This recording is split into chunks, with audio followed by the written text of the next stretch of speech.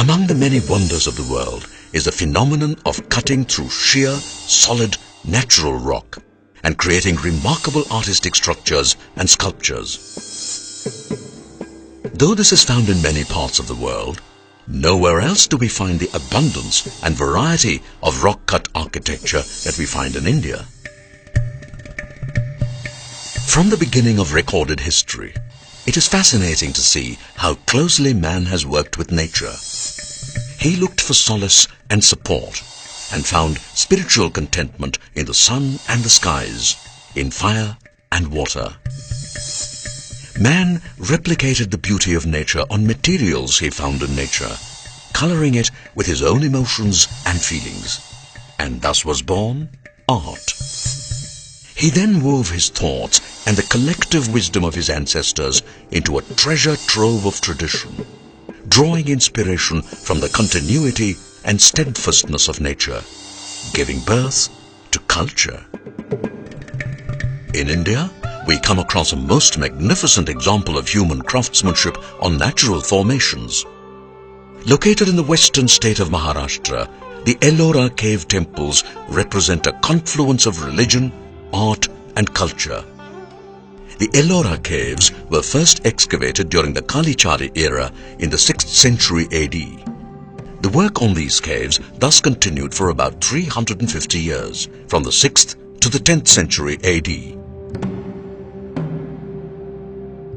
Working on the hard countenance of sheer rock, a succession of ancient craftsmen and sculptors created what is now known as one of the most enduring legacies of human spirit and endeavor. The Hindu, Buddhist and Jain temples carved out on the face of the rock are a flashpoint in the progress of our ancient civilization. The high point of the Hindu temples is undoubtedly cave number 16, the Kailash temple. It is dedicated to Lord Shiva, but pays homage to other gods as well. There are columned galleries, 3 stories high, large sculpted panels, and alcoves containing enormous sculptures. An inscription on this temple acknowledges the patronage of the Rashtrakuta ruler Krishna I, who ruled from 757 to 783 AD. Mount Kailash is the mythical abode of Lord Shiva, the third face of the Hindu trinity, which consists of Brahma, the creator, Vishnu, the preserver, and Shiva, the destroyer.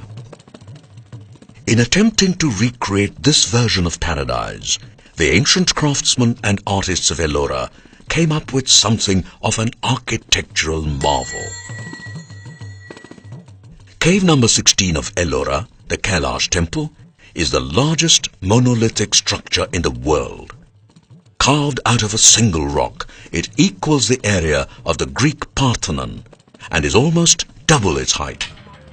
This 8th century creation took 7,000 craftsmen 100 years to build, cutting painstakingly through 85,000 cubic meters of the volcanic rock. 2 great trenches, measuring about 90 meters in length, were first cut into the hillside using hammers and chisels. They were connected at their deepest point by another trench measuring 53 meters across. Having prepared the field, the workmen then set out to carve the 30-meter-high residual stone, giving it shape and significance. It was conceived and executed by architects from the Pallava kingdom of the south. While normal temple structures are built from the base upwards, the Kailash temple was worked upon from top downwards, cutting and carving on rock with cautious precision to fashion the slow grandeur of their artistic expression, giving the impression of a freestanding, multi-story temple complex. The phenomenon of Ellora actually rests on a single mammoth rock. The temple complex has 4 main parts. The first is the gateway to the temple, which is 2 stories high and opens into an imposing U-shaped courtyard with enormous carved pillars on either side. This courtyard is surrounded by columned galleries 3 stories high.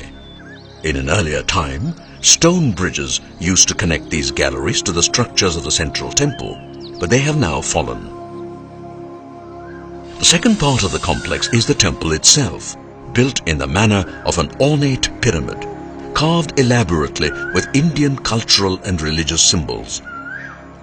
The third part is a Nandi shrine in the middle, which is one of the most important sculptures here. And finally, we have cloisters for the inhabitants surrounding the courtyard.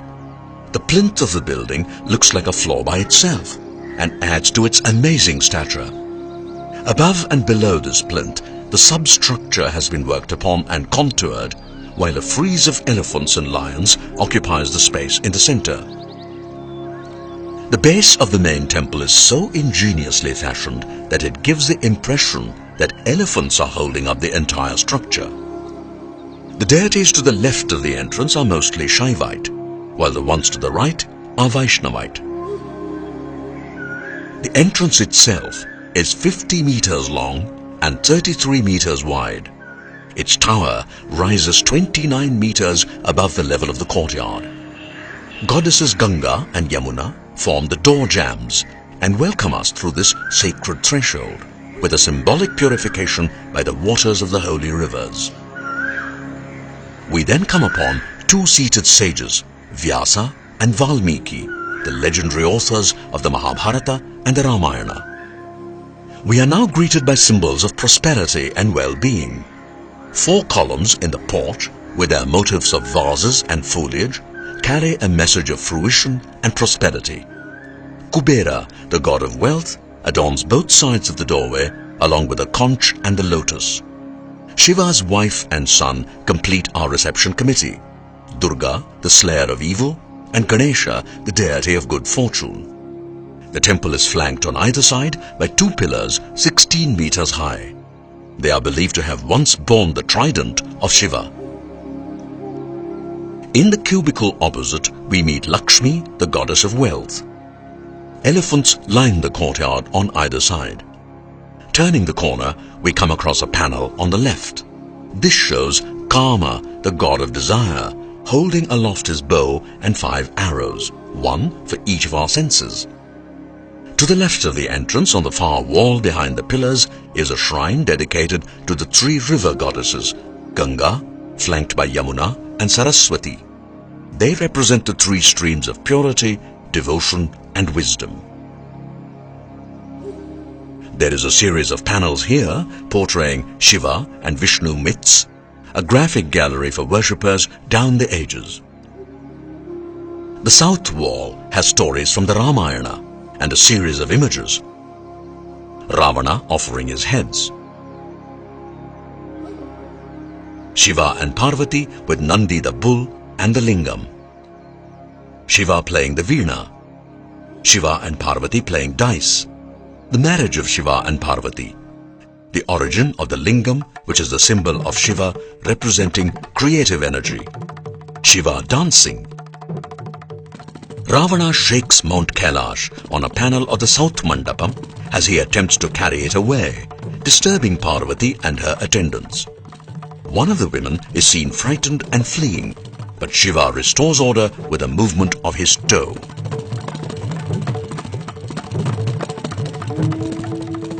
Along the north wall are stories from the Mahabharata on top and the legends of Krishna below. They include Krishna stealing buttermilk, Vishnu as Narasimha, half man, half lion, Vishnu reclining on Ananta, the serpent, and Vishnu the preserver. Finally, we see Annapurna, the goddess of plenty. In the inner porch, we come across 2 panels showing Shiva as the lord of knowledge and also as Bhairava killing the elephant demon.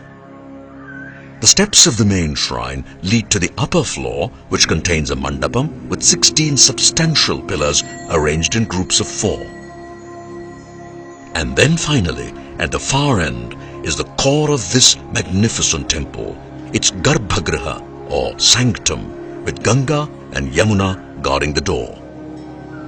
The sanctum contains the sacred Yoni Lingam, symbolizing the vast creative energy of Lord Shiva.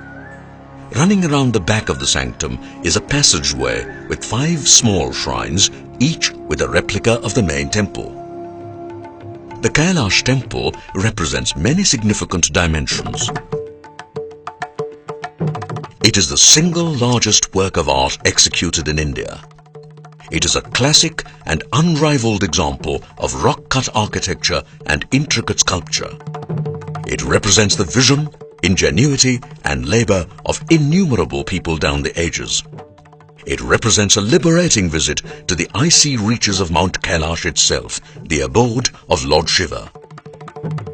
Standing within these walls, it is difficult to ignore the tremendous spiritual energy that characterized its creation and preserved it through the warp and weft of unfolding centuries, making it one of the oldest wonders of our modern world.